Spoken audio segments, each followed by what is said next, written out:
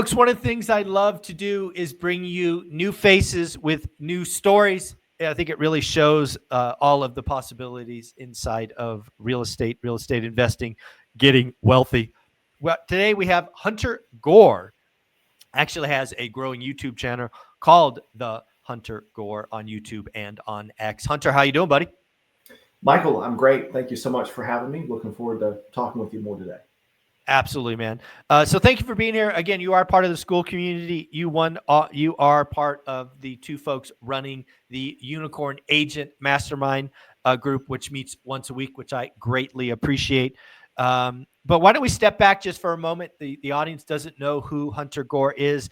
Give us kind of your resume, history with real estate, and we'll get into it from there. Yeah, absolutely. First and foremost, appreciate the opportunity just to come and share with you and share with everybody else who's listening in. So my background in real estate started when I was in college. I was about 18, 19 years old, trying to figure out, hey, what do I do with my life? The whole picking your major, figuring out what life is all about through that kind of college age is very much a part of my story. So I ended up reading Rich Dad, Poor Dad between my fall and spring semester, my freshman year in college, and really kind of set me up on the path for real estate investing. I grew up very middle class. My parents made good money, didn't really have wealth, so to speak. They owned their primary residence, but didn't really do anything past that. My dad was kind of an entrepreneur of sorts, had owned a couple businesses. Very much kind of small business minded, but was never, talking with me about, real estate, building wealth, long-term things like that. So long story short, get into Rich Dad, Poor Dad, learn about the different, kind of lifestyle that somebody might be able to live. And, for a 18, 19-year-old who's, very formable in that, age of life, you kind of get on that path very quickly. So make a long story short, got connected with Chad Carson, actually. Wow. Shout out Coach Carson. Chad lives in Clemson, so good friend. But we started playing basketball together when I was in college.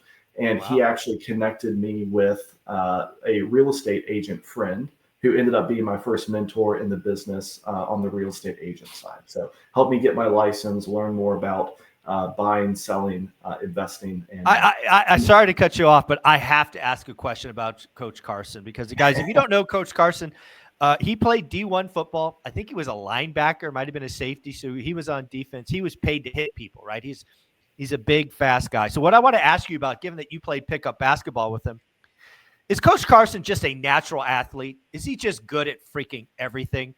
Or is he only good at hitting people? No, Chad's great. Much better than I was. I was, 18, 19 years old. And, I don't know how old Chad was, older than me, but he was in way better shape than I was. Very, very well versed in basketball. So, yeah. Damn it. The guy's good at everything. He is. He's great. Damn it. I was hoping he was bad at something. Chad is just, I'd call him a great friend. And he's just he's just an awesome guy. And I was hoping there was some kryptonite there. Damn it. He's good at basketball too. That's just not fair. Anyways. He is. Yeah. He got all the good traits and abilities. He did. Damn it. He won the gene lottery, that guy. Yeah, absolutely. So Chad got me connected with my agent mentor. Then that helped me get my real estate license. And I've now been in the business a little over 6 years on the agent side. And really Chad's advice to me was, hey, you should get your license. You can make some real estate commissions and you can roll that into properties. Because I was wanting to invest in real estate, especially after reading Rich Dad, Poor Dad. You go down the bigger pockets rabbit hole. Yep. But then I come to a dilemma. That is, I have little to no credit, little to no cash reserves, and little to no income for that stage of life comparatively. So the real estate agent role helped me kill a couple birds with that one stone. So it's just taken off from there, and we've been very blessed. That's awesome. It's a Rich Dad Poor Dad is obviously a book I've given full credit to changing the trajectory of my life. Starting just shocking how eye-opening that book is. But I have found something very interesting, and this goes back to a guy named Greg Dickerson that I used to speak with weekly. I ask everybody now, when you read Rich Dad Poor Dad, did you want to be Robert and Kim? Like, that's how I read it. I mean, I might have read it 50 times by now. I can't read it and think anything like, wow, I want to be Robert and Kim. I want to buy that condo in Portland. I want to buy that condo in Hawaii. But then there's folks like Greg Dickerson that read the book, and all they could think about is, how can I be Rich Dad? How can I be Rich Dad? So I'm curious, when you read the book, were you ignited by being, Robert and Kim buying rentals, or because maybe given your background, your dad's small business, you were thinking right from the get-go, I'm going to be Rich Dad? I'm just curious how you read it. Yeah, so I think my mind is kind of like, how can you do both? Maybe there's a third option. Maybe there was some naivety on my part, but I look at that and I'm like, great. okay, well, why can't I own businesses and rentals and That's grow awesome. from there? Yeah, Greg Dickerson would applaud you right now. So I still can't do it. Anyways, I'm just curious. So, all right. So you go to college, you get some mentors, you're hobnobbing with, the best of the best, Coach Carson. 6 years in the business. How's it been? It's been pretty good for the most part. This last year was a little bit of an interesting year. So before I dive into some specifics around that, I'll back up in that I've been investing and finally bought my first rental in 21, beginning part of 21. So that was a house hack. Awesome. Very much cheat code to wealth, baby. Cheat code to wealth. Exactly. So, buying that FHA loan, 3.5% down. I think my interest rate is like beautiful. 3.25%. Great time to buy. Hard to go wrong there. Still own that property. It's been great. So, bought that in the Greenville area, and it's just kind of progressed there. We've got 11 units across 5 properties, 2 duplexes, 3 single families, and a 4 unit. I think that adds up correctly. Anyway, it's about there. So now basically this part of my business, from the, real estate agent side, it's been really good, been able to do that exact, model, which is taking those commissions, rolling that over into buying properties. Beautiful. This last year, 24, was probably my worst year, so far in the business. It's kind of a twofold response for that. One, I think, maybe that is market dependent. The other side is that I tried to roll over and do more commercial real estate last year. So, the whole commercial side is a little different. Obviously, last year was tough for commercial. There's got to be a word beyond tough. Absurd, insane. Yeah. It's tough, and I'm very quickly realizing how much time, energy, and effort goes into keeping some of these commercial transactions together. Been working on one actually. Supposed to have a contract in September of this past year, and we still don't have a contract today. Been going back and forth on things for the last 3 or 4 months, and that's just kind of how commercial is. It's a little different animal. Yeah, there's no doubt. So out of that, I said, okay, I've got to figure out, do I want to keep being this agent, helping people buy and sell properties, residential, commercial, or do I want to pivot and try to go more of the full-time investor route? That's kind of where I am today, Michael. Trying to pivot my business a little bit going into 2025. So let's poke at that a little bit. I think it's always interesting when folks bring this, these changes, right? Changes in business, pivots, as you call them. So are you still at the decision point, or have you made the decision you're going the investor route? Where are we on this decision? Sure. Yeah, great question. At this point, I've made the decision to go more in the full-time investor route as much as I can. Still hold my real estate license, will still be helping clients, but I'm taking my time and my focus off of the agent route and over to the investor route. And I'll talk a little bit through, what I'm doing with that specifically. It's broken out into 3 separate categories. Okay. The first one is what I'm calling build to sell. That's, think of spec building, so I've partnered up with some builders, and we're going to be building some spec houses. The other kind of caveat to that category is the build to rent model. I obviously my long-term goal is still buy and hold rentals. It's the one rental at a time mindset and framework. And so this is another similar way in which I can go about acquiring properties, for little to no money out of pocket, ideally. So that's option number 2. And then the third one, which is also a really big focus for me, is what I'm calling land home packages. Essentially, I'm putting brand new manufactured housing on land okay. and then selling that as FHA compliant housing to typically first-time home buyers. So let's talk about that third one. Again, I have never done anything with mobile homes or manufactured homes. They're not really that common in the market I chose to invest in 20 years ago. They're around, but they're not really a thing. I think I remember talking with Coach Carson and a couple of other people that invest in South Carolina. I would call it common in South Carolina. Is that fair, or am I just being a naive outsider? It is probably more common than you would think. I don't have specific numbers or statistics to say, like, there's a certain percentage that are, a single double wide manufactured house, but it's definitely up there. I mean, play it out. Yeah. So play out the process. Because these would be really stupid questions because it'll be obvious to the audience that I don't do these. So, so basically this land home package that you're talking about, is it kind of a two-step process for you? Job one, go find the lot. Maybe it's 3 steps. Go find the lot, get lot ready, which might be grading, infrastructure, whatnot, and then go buy home, put home on lot, sell. Is that what it kind of looks like? I have no idea. Yeah. Hit the nail right on the head. I got lucky. Really not that not that difficult to do. Very, very simple.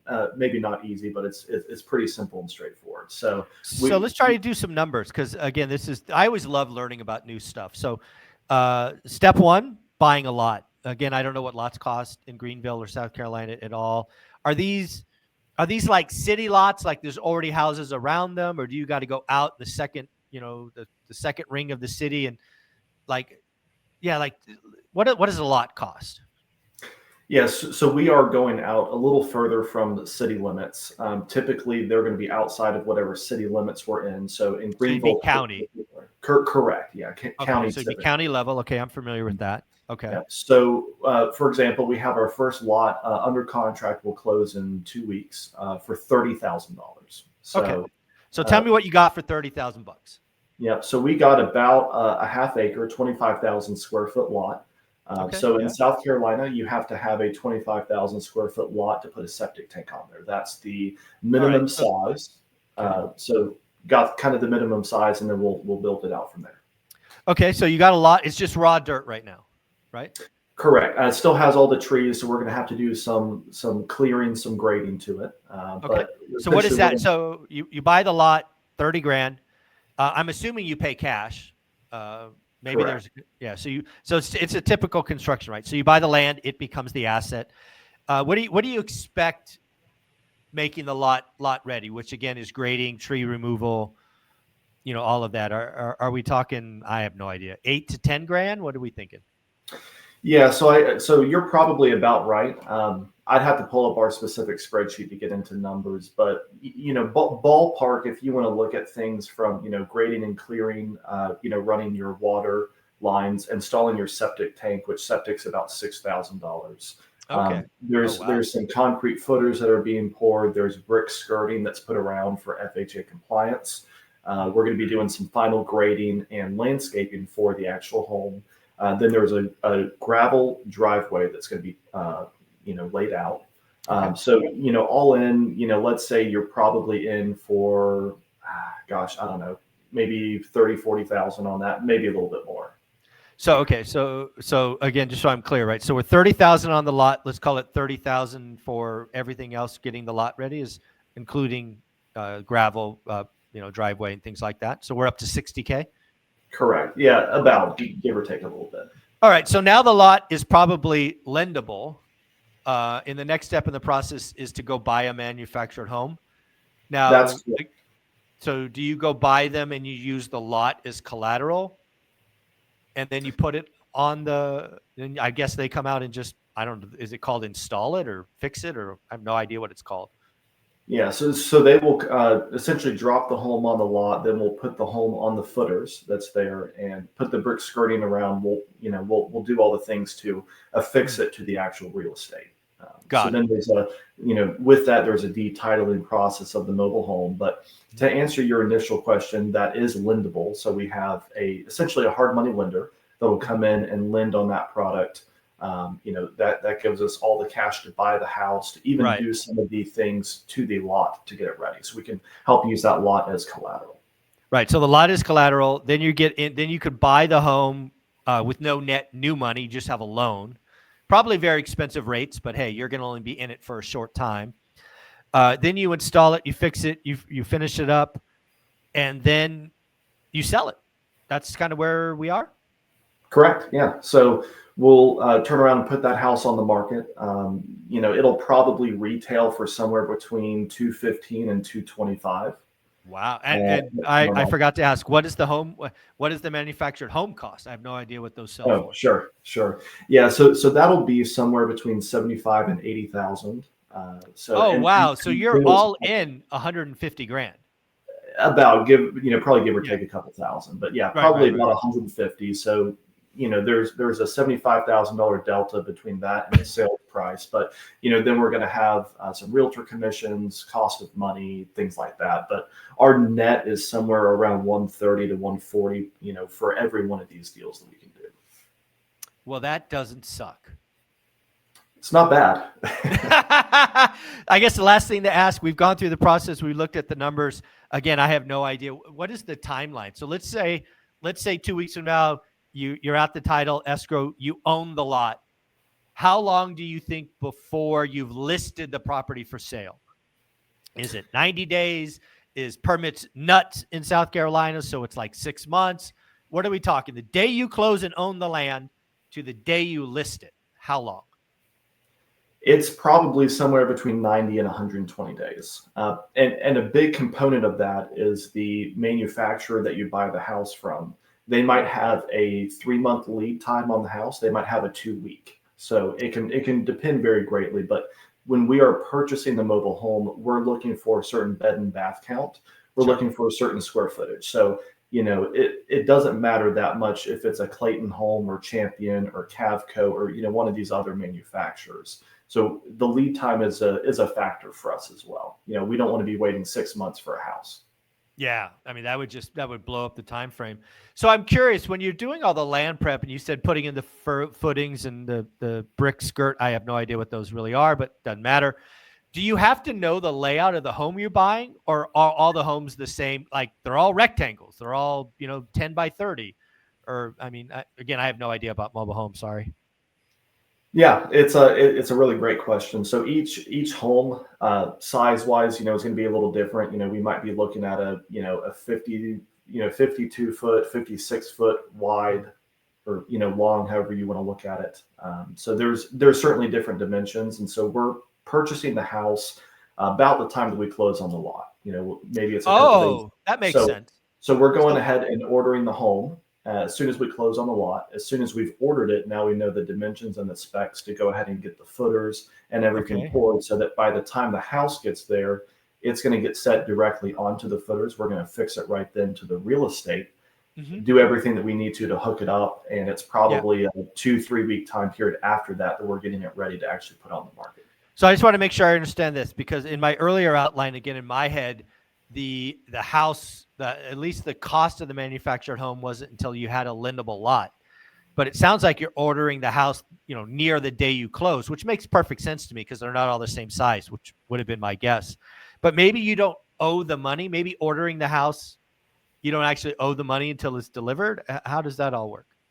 Yeah. So essentially, let's say we close on a Monday on the lot. We're going to try to get our financing lined up by Tuesday or Wednesday. We're already doing our prep work on the financing. So essentially, once we have title to the real estate and a title policy, that we can hand to the lender, they're saying, okay, we'll give you the money. We'll, put a first position mortgage then on your property. And, that's interesting. You send us, either you send us the invoice or, show us how much the home is going to be, we'll, give you that much, and you order the house then. Oh, got it. Okay. So I had the timing wrong in my head. So the lot is lendable the day you close. It's not lendable once you've done the site work. Correct. So we can go ahead and secure the financing, as soon as we close on it. Okay. All right. That makes a lot more sense to me. That's very, very. So again, this is the third of the three that we talked about. What were the first two again? Rent to own or built to rent. And what was the other one?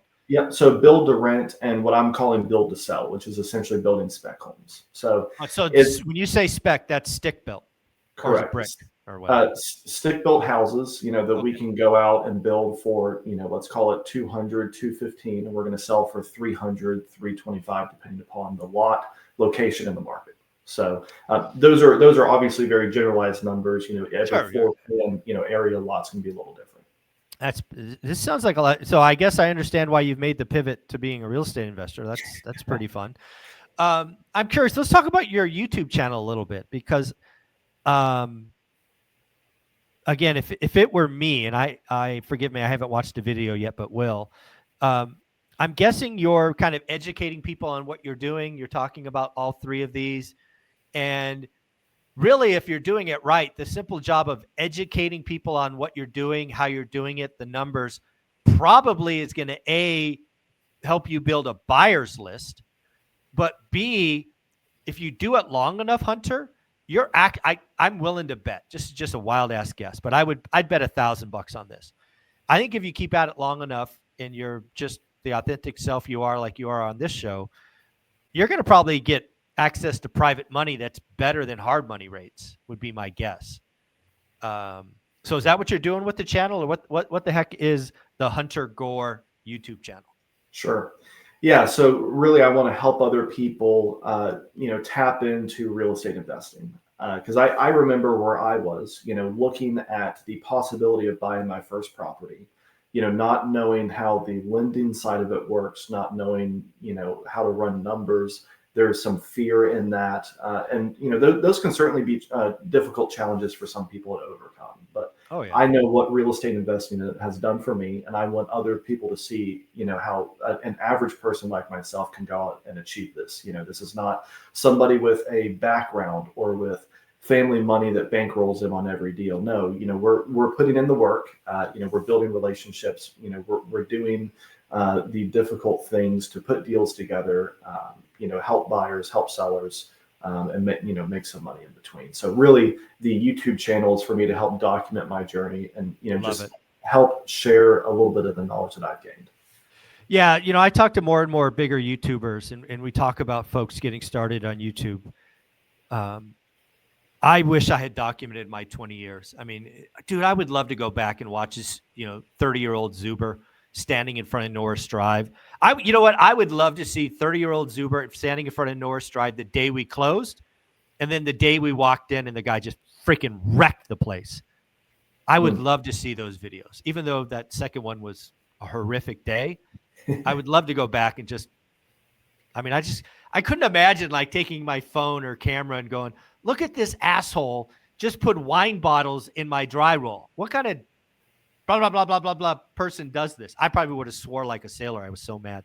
But yeah, so documenting the process is a beauty. And I did that, on my website, Wealth Building Pro, doesn't exist anymore, in bigger pockets. And I think if you do it right, do it long enough, you're going to be shocked at what comes. You don't have to answer this next question, but I'm going to ask anyway. What rates are you paying on hard money these days? Is it like 11, 12, 13, or what are rates today? Yeah, it's kind of around there. I think it depends on the lender. Like we've got one that's, 2 points up front and 14.5%. There's another that's, 12 or, 12% and 2 points up front. Somebody might be. So here's my wild ass.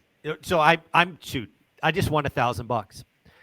You document a couple of these round trips, right? Hey, look at this lot. This is what we're doing. This is what's coming. 30 days later, hey guys, look, we scraped the trees. We poured the gravel. Hey, look, there's footers in the ground. Oh, look, this is the thing we bought from, I don't know, Clayton Homes or whatever you said earlier. I don't remember the names. Oh, look, look, now it's delivered. Look at the crane. It's moving. Now it's fixed. Now it's sold. Look, we made $67,000. You do that 2 or 3 times, I guarantee you will get private money at better rates. You will. Sure. It's coming. So what I would tell you to do, document the good, and document the ugly. Like, let's say you're grading the lot and you get a freak rainstorm. and you got a big pond in the middle. Document.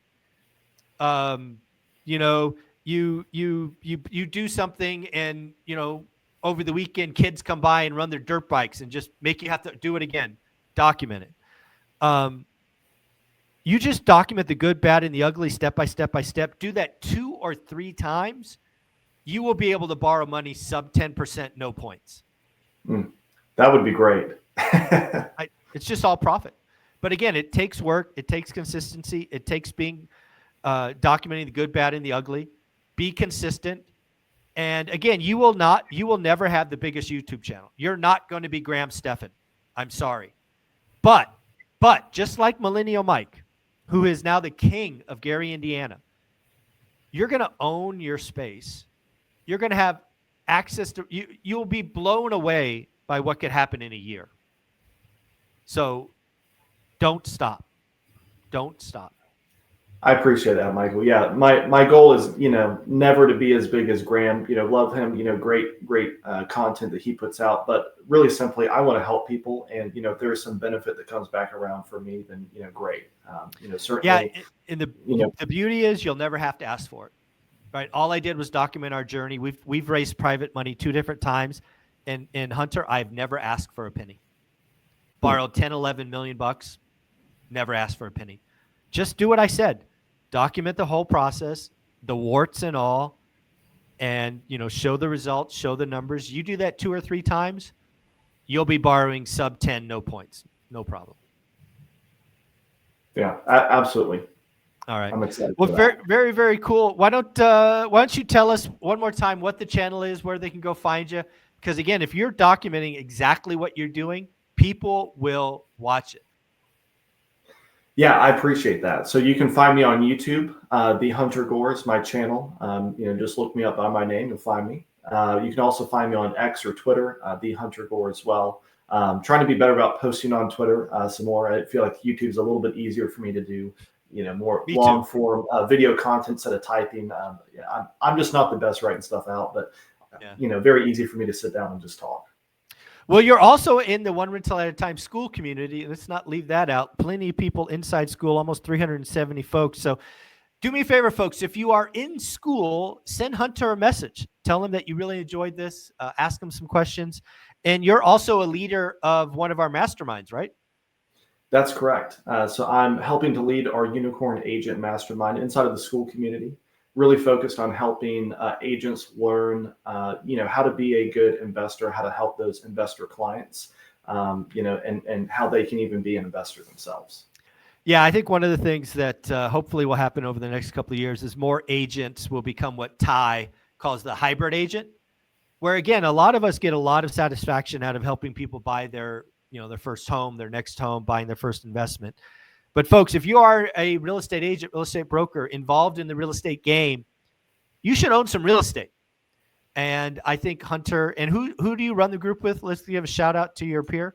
Yeah, Mike Malshert. He's also in school. Awesome. Mike, thank you for doing that. But again, and what day is the day and time? Yeah, every single Tuesday, 11 a.m. Eastern time, so 8 a.m. Pacific. Love it. Guys, thank you for doing that. Mike, Hunter, thank you for doing that. Join school, 67 pennies a day. That's all it takes. Hunter, you're amazing, man. Good luck. Thanks, Michael. Appreciate it.